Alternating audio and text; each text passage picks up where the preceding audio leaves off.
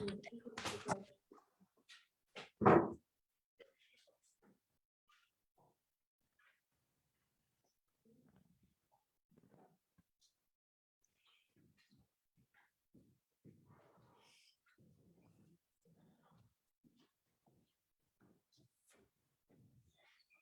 we're ready to go.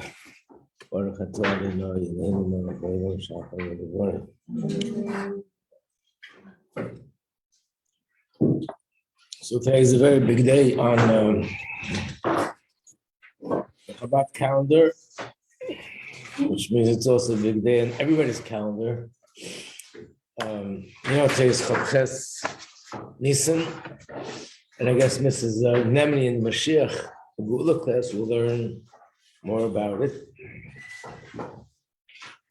I just want to say one word about it before we start, because we cannot say anything.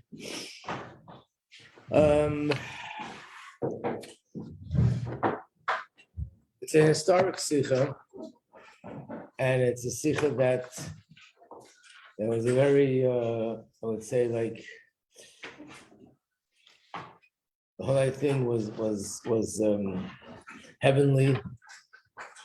They never clearly foresaw the future. It's clearly preparing us. And as you know, that it was the same like this year. Thursday was Chav Zayin Nissan, and Friday was Chav Ches Nissan. And the Rebbe spoke Thursday night, came back from the Oihel. No one expected it. No one expected the Rebbe to be speaking. And the Rebbe started to speak after Ma'ariv. And then it was a very emotionally charged sikha, a sikha that sent shockwaves throughout the whole Lubavitch world. The Rebbe said, do everything you can. And I remember I was not there at the time. I didn't expect the Rebbe to be speaking. I was home. But in those days, whenever the Rebbe spoke or Farengen, an alarm went off. So people should know that the Rebbe is speaking. When the alarm went off, actually everybody ran to 770, but there was another thing.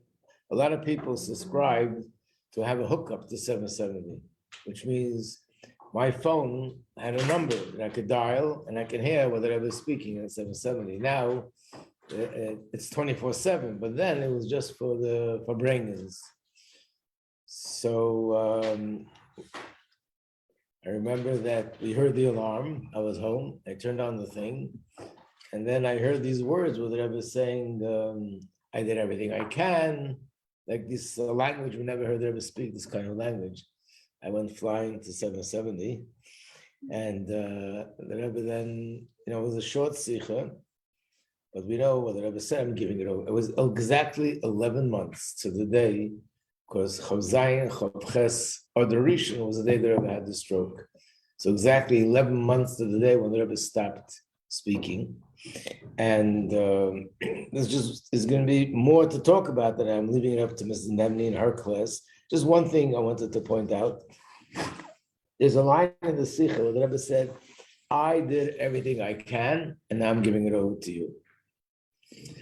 So when people heard these words initially, it sounded like the Rebbe was saying, I did everything I can, didn't accomplish it, and sort of that's it. So you do what you can do. You didn't help me do what I wanted to do, now you do it. It's almost like despair. So we know it's not the Rebbe's language. The word despair, Yush, doesn't exist in the Rebbe's vocabulary. Every letter of the Rebbe, if you look at it, the Rebbe would not allow people to go there. It totally didn't make sense.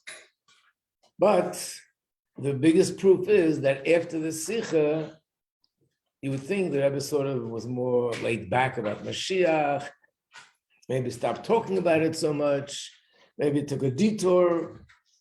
The strongest sikhs on Mashiach, the most revealing sikhs on Mashiach, the statements that we never heard before about Mashiach were all in those 11 months from this night until Chav Zayin Adar Rishon. So on the contrary, the Rebbe went full steam ahead with Mashiach more than ever before. So what these words meant, the way Chassidim understood it, By the way, the Rebbe said there should be people sit down, just try to think of what you can do. So I want to tell you that around the world, people after the Sikha had meetings. Here I remember I was at a place where literally up all night. Ideas, do this, do that. Is this a good idea? Is not a good idea? Does it ever mean this? Does it ever mean that? But one of the things regarding this statement is that the Rebbe wasn't telling us bad news, actually telling us good news. Good news. What's the good news? The good news is that what the Rebbe was saying, the way everyone understands it, is that there's certain things that are things that only a Rebbe could accomplish. It's not expected of everyone else. And being that he's the Rebbe and the leader of the generation, and he's a tzaddik, he can do certain things. He's expected to do certain things. In fact, it was always understood that bringing Mashiach, that's not something which is for the masses, for the average person out on the street. That's for the tzaddikim. That's one of the reasons why a lot of people, from people, were not relating to this. They couldn't understand. I remember once I was in 770, and there was a Fabrengen going on, and someone was talking very strongly about Mashiach coming. And there's a group of guys there from this Borough Park or Williamsburg with the players, the Hasidic, and they're listening. And then one guy goes to the other and he laughs and says, they think with their Danishes and Coke, they're going to bring Mashiach. You know, basically, whoever thought that bringing Mashiach is something which is in our hands. Bringing Mashiach is in the hands of the greatest people of the generation. It was their sort of responsibility, not ours. We do what we have to do, but bring Mashiach, that's so phenomenal that is supposed to be in the hands of the greatest people. But what the Rebbe said that day is that now it's up to every single individual has to do something to bring Mashiach, whatever they can possibly do. So what the Rebbe was telling was that I did the part that I'm supposed to do to bring us to a certain point, I've completed. That was the good news. The part that you're supposed to do hasn't been completed. In other words, if we would have completed the part that we need to do on the same day that the Rebbe completed the part that he needs to do, Chof Ches and Tov Shinun Aleph would have been the day that would be on the clouds, on the way to Yerushalayim. But we didn't finish our part, so the Rebbe said, now it's in our hands, and the Rebbe said, I'm giving it over to you, means I am empowering you to go ahead and do the part that you need to do. What exactly is the part of the Rebbe? What is our part? We don't know what the part of the Rebbe is because we're not Rebbes, but we know what our part is. And the proof to what I just said is a week later there was a Sikha, and the Sikha was printed, and then the Rebbe edited, so it means everything is 100% confirmed by the Rebbe. And the Rebbe underlined these lines, these words. The words are that at the end of the month of Nissan, there was a Kates Kipshutei Mamish. A Kates means the end of Golus. So they were saying on this, at the end of Nissan, a week earlier, there was literally an end, a certain era of Golus came to an end completely, literally, not spiritually or on a higher spiritual plane, but literally, physically came to an end. So it means that a certain era of Golus, a certain end to the Golus came on that day, which is what the Rebbe said, I finished my part. Now we have to do our part. What year was that again? What? What year was that again? 1991. 1991. In fact, you if you want, you can see this probably online by the dollars. There was a woman, very brokenhearted, about something happened with her child, and she was hoping for Mashiach, Tchias HaMesim. And when this happened, she was beside herself. And you see her walking over to the Rebbe and says, Rebbe, you can't. She took it as the Rebbe is abandoning the plan. Like, I'm sorry, I can't do it, you do it. That's the way she took it. And she said, Rebbe, you can't do this. You have to bring Mashiach. And the Rebbe got very emotional. And the Rebbe said, if I'm your Rebbe, then listen to what I'm telling you. To bring Mashiach, it has to be done by you, and you. Pointed to all the people in the room. Which means to say, it's coming what he needs to do. Then the Hashem wants another part, like the last things that need to be done, has to be done by every individual. And when we finish our part, that's when Mashiach comes. So when people go back to the Rebbe and say, Rebbe, you have to bring Mashiach. The Rebbe is saying, you don't understand. I did that part already. Now it's up to you. Don't throw it back on me. This is your part. So, This is we had 24-hour for bringing on online, and this year they're having it again. Tomorrow night there'll be 24-hour for bringing, where different people will be speaking. Everyone gives their perspective, their thoughts, their ideas, and so on. Anyway, we shouldn't even need that because by that day we should have Mashiach already. Okay, so we are finishing the mimer here. We're on page 160, the last page. And I'm going to back up 1, 2, 3 lines. We'll start with the paragraph that begins with the word Zehu. After he explained the 10 spheres and how each one includes the other, now he's going back to answer the original questions. Zehu, this is the meaning of Svartam Lachem, and you should count to you. Remember, the question was, why does it say Lachem, to you? So we know the halacha is because it's an individual counting. It's not like the counting of the 7 years of Shemitah. That's for the Bezdin to count. This is an individual counting, and that's why if a person crosses the date line, they have to do their own counting. But according to Chassidus, we're adding another point. Asuas alachem tohar ubor. Sphira means shining. Usvart alachem, in other words, you have to make your lachem, you have to make you, your personality, your nefesh habahamis, shine with a godly light. Halachem, which is the ani shel Yehudi, the real essence of a yid, he midei shel kedusha. It's really kedusha. No matter who the person is, no matter how they act and how they live and where their thoughts are, their essence doesn't change. So Eimer, who are midas ativius, and the Korban Eimer, that alludes to the natural character traits, and the mitzvah is l'reimimus amidas ativius, to lift the natural character traits. This answers another question. In the beginning, he asked the question, why do we always associate a Korban Eimer with lifting? Tenufa, lifting. Why is that so important? The lifting means that the whole point there is to lift the midos. And I explained yesterday that lifting the natural midos doesn't mean instead of being angry and destructive, I should be good. That's a different avodah. We're talking about even the natural midos that are good. I lift them, they should be more than good, they should be godly. Like the example we gave, a person who is kind, and because he's kind, he helps other people, but there's a possibility that the kindness is just my nature, and that is satisfying my nature. It's not really godly. The act is a good act, but where it's coming from is just my natural character traits. I should lift that and make it godly to do it in a way that it's exclusively because Hashem said.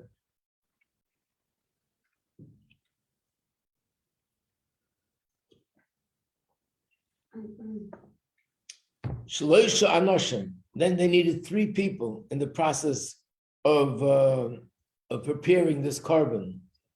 They had to cut the barley. So there was a whole process in cutting the barley. There were 3 people. Shloisha Megalim. There were 3 tools with which they cut. I think in English it's called a sickle. It's like a half circle, and you cut the wheat that way.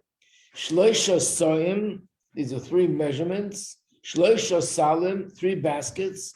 Why is everything 3? By the way, there was another interesting thing there. Whatever they did, they announced we're doing this. For example, when they were cutting it, said, we're now cutting the barley.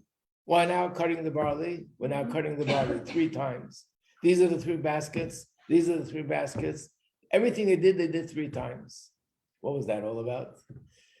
So I'm not going into the number 3, he's going to explain in the Maimer, but the Rambam writes, remember I said that the Tzdukim who don't believe in the oral Torah, they said, you don't cut the Omer, you don't bring this korban on a regular day, you only bring it the day after Shabbos. In other words, you can only start counting the Omer from Sunday. Has to be the day after Shabbos. But the Gemara says, and the Torah Shabbat Pet teaches us, in this context, when the Torah says Shabbos, it means Yom Tov. So it could be any day in the week, it doesn't have to be Shabbos. So in order to sort of say in a very pronounced way that what they say is wrong, we repeat everything 3 times to make it very pronounced and make a very strong statement that what they say goes against Torah. That's what the Rambam writes. But why 3? So the answer is the number 3, Misamlim Shavedi B'Midas. That's an indication, an illusion that the Avodas with Midas. Why are Midas 3? Because even though there are 7 Midas and the 7 branch out to many more Midas, but in general, it's 3 directions. Chesed, Gevura, and Tiferes. Is the right, the left, and a combination of both together.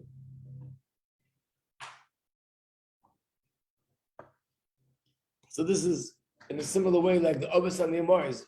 We always talk about the Ovis. There are 3, Abraham, Yitzchak, and Yaakov. Abraham was Chesed, Yitzchak was Gevura, and Yaakov was a Tiferes. But altogether with the Imars, with the mothers, there's 7. Omer Shulach, then you're supposed to take the Omer, which is the grain that's growing, which is damp and has moisture in it. You have to dry it in fire. What is that about? We're taking lach, but generally speaking, fire and water is chesed and gevura. There's a lot of reasons for that. But one of the reasons that stand out is water in general brings things together. You should all know, make an experiment, a scientific experiment in the kitchen. It's called baking a cake or something else that needs flour. The flour are little particles. How do you bring all the flour together? It should be one piece. Water. You have sand and you want to make cement. How do you bring all the little particles of sand together? Water. When you put the water on something, it sticks. So water brings things together. Fire does the opposite, takes things apart. Everything in the world is made up of 4 elements. Eish, Ruach, Mayim, Ofer. And when you burn something, the 4 elements just come apart and the whole thing turns into ashes. So generally speaking, fire is chesed, is gevura, and water is chesed. So the idea of taking this which has a moisture in it or it's damp, and you dry it with a fire is interacting and merging the fire and the water, the chesed and the gevura. Yud Gimel Hanofis, the fact that you have to lift it not once or twice, not even 3 times, but 13 times, that corresponds to midas on a higher level, the 13 attributes of mercy of Hashem. That's the 13. So when is it possible for a person to really do this avodah of purifying his character traits, the varas hamidus ativis? The answer is kashayeshne Shabbos. This is the reason why the Torah describes Yontif and uses the word the day after Shabbos, which really means Yontif. Why use the word Shabbos? Because Shabbos means to rest. And it means Shvisa ma'anochas ha'olam. In order to purify the midas, a person has to first rest, which means move away from the worldly perspective. Hakara muchletas, an absolute recognition. Sheyehudi chayev l'smasa l'Torah mitzvahs. What's the Torah perspective? That my life has to be dedicated to Torah and to mitzvahs. Again, we're not talking about I have to do Torah mitzvahs. Anybody who is an observant Jew does Torah mitzvahs. But there are many people that are observant Jews and they do Torah mitzvahs, but what defines their life is not necessarily Torah mitzvahs. They spend a lot of time and they're very passionate, involved, and this is what they live for is business and growing their business. For some people, it's sports and entertainment, all sorts. And Torah mitzvahs is also part of one of the things in my life. That's the worldly perspective. The Torah perspective is that, no, my life is about Torah mitzvahs, dedicated Torah mitzvahs. Everything else I do, my eating, my sleeping, my work, my business, that's only a means to an end that I should be able to peacefully and happily dedicate myself to Torah mitzvahs. So once I have the right perspective, then I can start working on my midas and make them more refined, because I realize that the ikar is godliness. Then the pasuk goes on to say, if a yid will labor in this area to improve his 7 weeks, his 7 midas, that the 7 midas of the godly soul, Yuvaru, they will refine the 7 midas of the Yetzer Hara and the Nefesh Bahamas. And they'll purify. So we have 7 and 7, the 7 of the godly soul, which is already in a good place, but they're going to shine and purify and transform the 7 attributes of the animal soul. Then he has an absolute promise from heaven, a guarantee. They'll be complete. That's what the word complete means. Remember, asked the question, what is complete? If you count 7 weeks, automatically you have 7 complete weeks. Complete means that the soul and the nefesh elokis and the nefesh abamas, they're in sync. They're one. It's not like there's 2 separate things, and that not only they're not in conflict. I mean, there are 3 possibilities. One is that they're in conflict with each other, and there's a struggle. One, that they're living peacefully together, but they're still each one is along their own direction. The ultimate is where they become one. They become one entity and one identity, and that is a result of the counting of the sphere.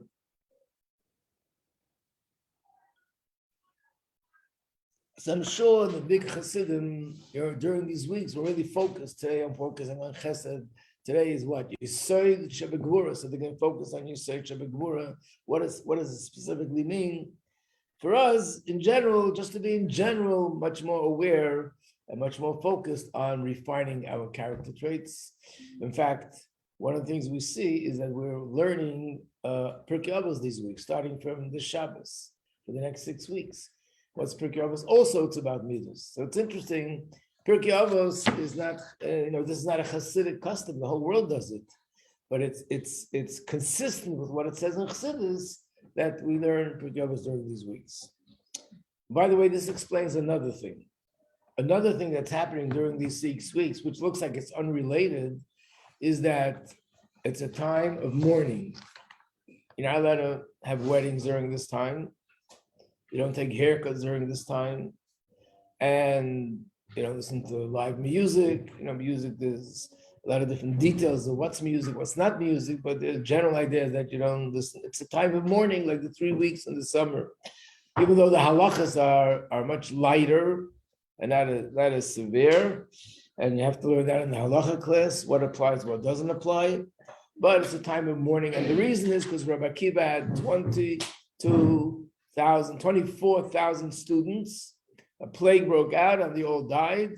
And being that Rabbi Akiva was the leader of the generation, and these were his students, so obviously the students also weren't ordinary people, great sages. So this was not a tragedy for him, it was a national tragedy. It was a tragedy for the whole Jewish nation. And not only for that generation, for all generations, to the extent that all generations during these 7 weeks conduct themselves in a way of mourning, with the exception of Lag BaOmer. So on the surface, these are 2 separate things. One thing is you count Sphira. Another thing is this incident happened. But of course, we know when we learn Chassidus that it's not random. The fact that it happened during these 7 weeks means that it's connected. So what's the connection? We did learn something about this in a mimer in the beginning of the year. And that is, the Kitzur, I'll just say this briefly.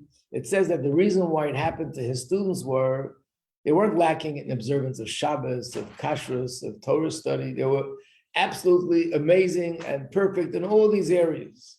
What was lacking was they didn't have respect for one another. But then you say to yourself, such great sages didn't have respect.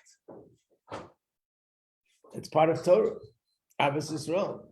And not only that, Rebbe Akiva, their Rebbe, was the one who carried that banner. We all know one of the 12 psukim that children say, Rebbe Akiva said, "V'ahavta l'reacha kamocha, zeh klal gadol b'Torah." That's a cardinal principle of the whole Torah. So how does it make sense that they didn't respect one another? So it doesn't mean they didn't have respect literally, like they threw chairs at each other or punched each other in the face, chas v'shalom. They conducted themselves in a respectful way. But it means, what happened was 24,000 students. They were all students of the same Rebbe. But we know that everybody has their path, has their perspective, has their personality. And everyone relates to their Rebbe in their personal, individual, unique way. And because each one had their way that was different than the other, because they had Abbas Yisrael, each one tried to inspire the others to follow their way, which is fine. I understand something, I see the advantage in it, and I want to share it with you. And you see your way, and you see the advantage in your approach, you want to share it with me. That's beautiful.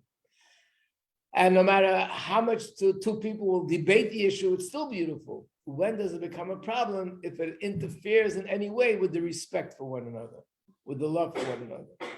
And obviously it means that according to their standards, on their level, it compromised the kind of love and respect that they should have had for each other. Not something literal that you would imagine people fighting. It means to say that it compromised the degree of love and respect they needed to have for one another. So what were they lacking? They were lacking Sfiras Omer.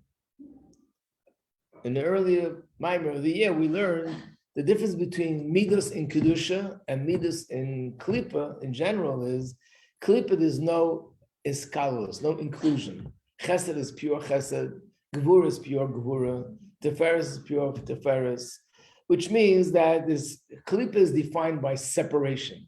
So the same with Midas. If a person has an attribute of chesed, they're like totally into chesed.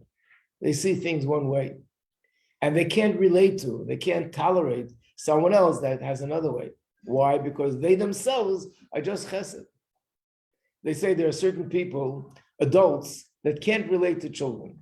They just can't relate to children. And if children get upset about childish things, they lose their cool, because what are you getting upset about? So he threw down your Lego that you built, big deal. But you don't understand, for a little child, you throw down their Lego, it's like Empire State Building just collapsed. This is their world, and they cry and they're hysterical. What happened? Put it back together again. No, but I built this and it fell apart. So you can't relate to that. Then there are people that could relate. And why? How could they relate? Because they were once children themselves. In other words, if you have a sort of the child in you, could relate to the child down there. If you're up there, you can't relate to the child. And the same with Chesed and Gevura. The reason why, if I'm a Chesed person, I can still relate to and understand and appreciate a person who has Gevura, because I have Gevura in me too, even though I'm Chesed, and I have Teferes in me. So that attribute, which is included in my attribute, allows me to be able to connect to someone who's Chesed, Gevura, Teferes, Netzach, Hod, Yisod, Malchus. But what if I'm pure chesed, I don't have any Gevura in me, then I can't relate to another person who's Gevura person or Teferes person and so on. So this is the way Kabbalah and Chassidus explain why there was the breaking of the vessels in the world of Tohu, because each sphere was exclusive. Here, when we count the Omer, what we're doing is Chesed, Sheva Chesed, Gevura Sheva Chesed, Teferes Sheva Chesed. We're showing that all the spheres include each other. And when they include each other, that allows to interact with each other, to understand and appreciate each other, even though there are differences. So that's why it comes out in this time. One more thing, next week hopefully we'll start a new mimer. One more thing is that one of the subjects that are discussed a lot in all the Maimarim of all the Rabbeim is how this explains this pasuk. First, I'll give this out so you see the pasuk. This is for this side of the planet. No, this side of the planet. And this is for this side of the planet. It's a pasuk in Shir Hashirim.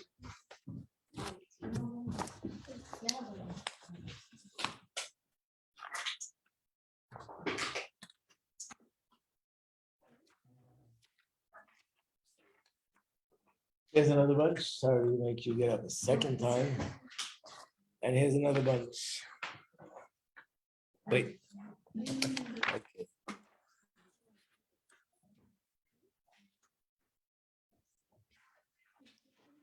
Actually, I had one more thing before we go on.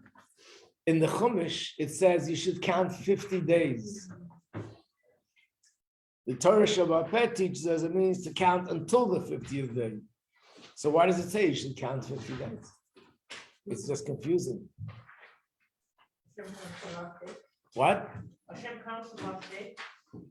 Hashem counts the last day. That's a nice way of putting it, and it happens to be right. Yeah, I don't know if you meant what I'm going to say now, but that's right. That's what it is. So it says in Chassidus, there are actually 50 gates of holiness, or otherwise known as the 50 gates of Bina. Bina has 50 gates, means 50 levels. The 50th gate, the 50th level, is something that's so high, so infinite, that we can't draw that down. When we make a bracha, say Hayom, Yom, Shleim Asar La'omer, today's the 12th day to the Omer, by making the bracha and pronouncing the counting, we say in the prayer, we're drawing down the lights on this day. And the next day, we draw lights the next day. The 50th is so high, we can't draw it down. All the brachas in the world and all the prayers in the world can't draw it down. It's something that has to come by itself. But when does it come by itself? After I finish counting 49. I'll give an example. Example would be, you want to bring sunlight into the room. Could you bring it in with a magnet? No. With the broom? No. With the vacuum cleaner? No. With a lasso? Throw a rope at it and pull sunlight in? No. How can I bring sunlight in? I can't. Sunlight is something too abstract. I can't hold on to it and bring it in. So someone would say, no, it's not true. I was in a house. It was dark. They opened the shutters and the sunlight came in. So they brought in sunlight. Did they bring in sunlight or not? They did. Before it was dark and now it's light. They just overlooked it. It was always there. Right. What they did was they removed whatever was blocking. But the sunlight comes by itself. But there's something blocking. So my thing is to remove what's blocking. Once I make the space, then the sunlight can come in. But it comes by itself. That's the thing with the 50th. The 49 days of counting create a tremendous spiritual space, openness, as a result of my counting, a certain perfection. Now that that space is there, this light, which is infinite, could shine, but it shines by itself. Or the words you use, Hashem shines that light. So that's why we say, on one hand, you're counting 49 days, but in essence, you're bringing down all 50. But the 50th is brought down just by removing the blockage. And the 49 are brought down by actually drawing them down without counting. So here's a pasuk. It says like this. As we know, Shir Hashirim describes the love between Hashem and the Yidden. So here we're saying in a loving way to Hashem, Mashcheni pulmi, acharecha narutza, we will run after you. Haviyani hamelech hadar, the king will bring me to his private chambers, and we will rejoice together. The pasuk keeps switching from singular. Mashcheni pulmi, singular. Acharecha narutza, we will run after you, plural. Haviyani, bring me to the king to his private chamber. Megillah v'nismechabach, and we'll rejoice in you. So, is it singular or is it plural? What does it mean? So this is where Chassidus explains it. That, remember we said that the main avodah in Sfira Seim is to elevate the Nefesh HaBamis. Why not the Nefesh HaLekis? And the answer is because the Nefesh HaLekis was already elevated by all the godly light that was shining on Pesach. But the Nefesh HaBamis wasn't moved by that because the Nefesh HaBamis can't relate to it. The godly soul was so elevated that the Nefesh HaBamis went along with it. And now we're saying, I want to elevate the Nefesh HaBamis in its own right. So therefore we go like this. Mashcheni is referring to Pesach. Hashem, pull me, shine your light on me, so my Nefesh HaLekis will be drawn to you. So that's Mashcheni. Hashem, you pull me. Draw me to you. After that, after Pesach, we have the 7 weeks of Sfira Seimer. Acharecha narutza, now we'll both run after you. Plural, my godly soul and my animal soul. We'll both run after you together. After that, when it comes to Shavuos, we'll reach such a point where the godly soul and the animal soul become one. So it's again singular. And that's the point where we have the ultimate, deepest, intimate bond with Hashem, and we say, Haviyani hamelech hadar, the king brings me to his private chambers.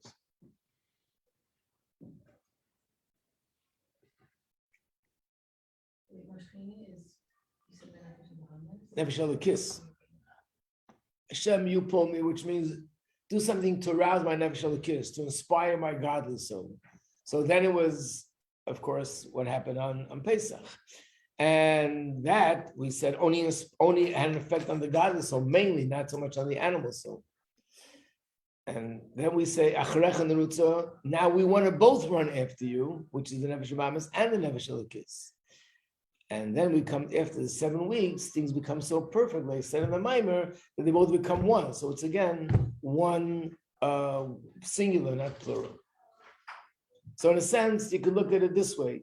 There's Pesach, there's Shavuos, and the 7 weeks in the middle is a bridge connecting Pesach to Shavuos.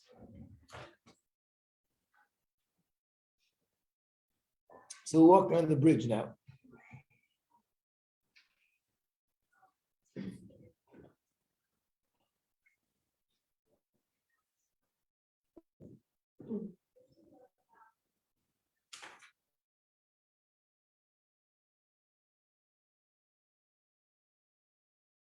This is a story with the Alter Rebbe's son, Chaim Avraham. So he was a brother to the Mittel Rebbe, the second Rebbe. After the Alter Rebbe was nostalgic, the Mittel Rebbe was the older brother. He became the Rebbe. And nevertheless, he was still a great chassid, a great tzaddik. And not only that, after the Mittel Rebbe passed, some people wanted him to become the Rebbe. So when he was older, the Tzemach Tzedek wasn't Rebbe yet. He would always go to the Alter Rebbe's son, that was also his uncle.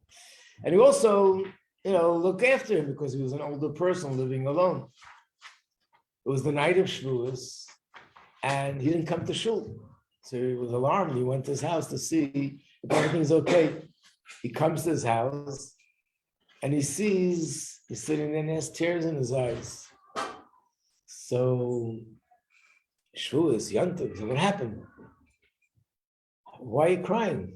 So he said, how could you not cry after 49 days counting the Sphira and you don't feel the 50th gate? We don't have the problem because we don't even feel the first, so Machaya, we don't have to end up crying.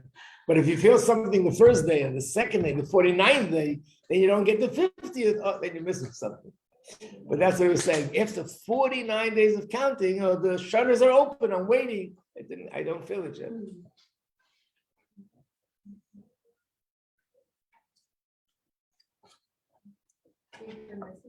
What? Who said this? His name was Reb Chaim Avraham. He was a brother to the Mikveh Rebbe and the son of the Alter Rebbe. Yeah. Okay, we'll stop here. Wishing everybody a good Shabbos. And do everything you can to bring your Mashiach. And please don't wait for next week. Try to bring him today. I'd like to be Shabbos in Israel. It would be so nice.